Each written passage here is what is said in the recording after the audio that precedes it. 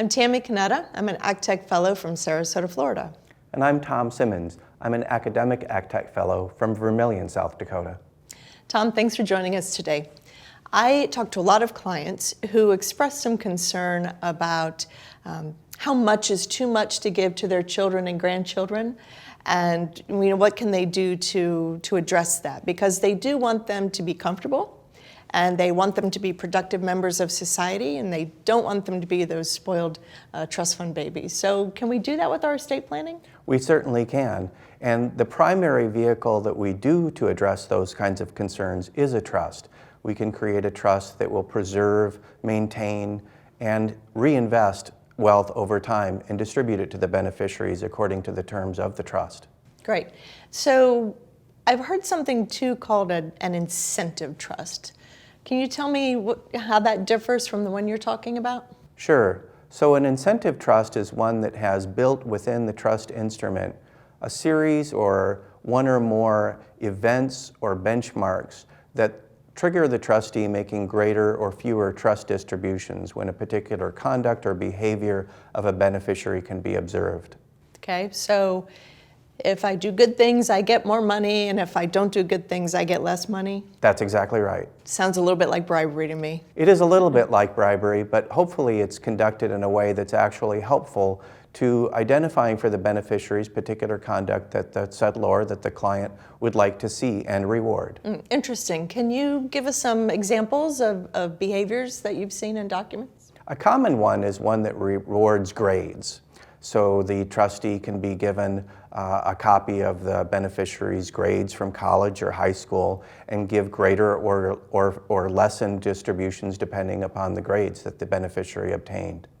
What about situations where I'm worried about maybe my child's spouse? Is that any good examples of that? Well, there's difficult ways of dealing with that.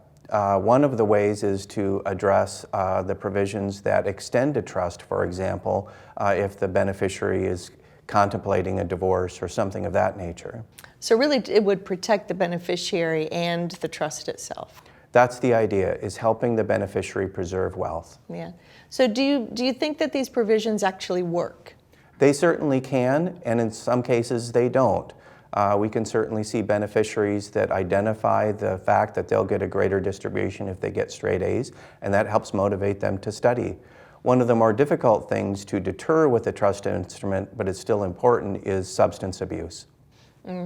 I can see where that would be difficult for the trustee to know when that's happening and how to correct it with the distributions. That's right.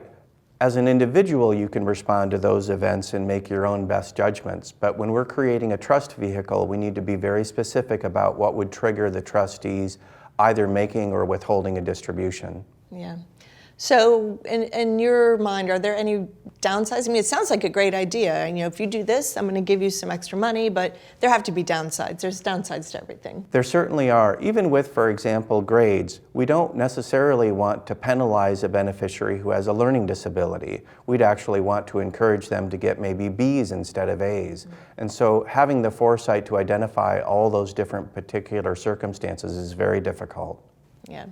I know a major concern of clients is a beneficiary who is doing good things, like they're a teacher, but they're not being compensated as much as perhaps maybe a sibling who might be in the stock market.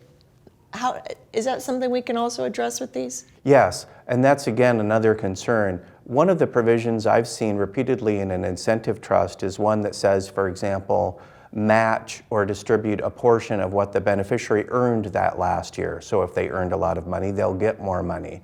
This has a nice way of rewarding productivity, but it doesn't necessarily take account of someone who takes a lower paying job to do really good things in a community. Yeah. What about trust provisions that put a cap on distributions so that we're not giving them so much that they aren't working or doing good things? That's exactly right too. I think it was Warren Buffett who said something like, leave your children enough so that they can do anything, but not so much that they won't do anything. Right. And that's also something that really comes down to the individual client and their dynamics and their family values. Great.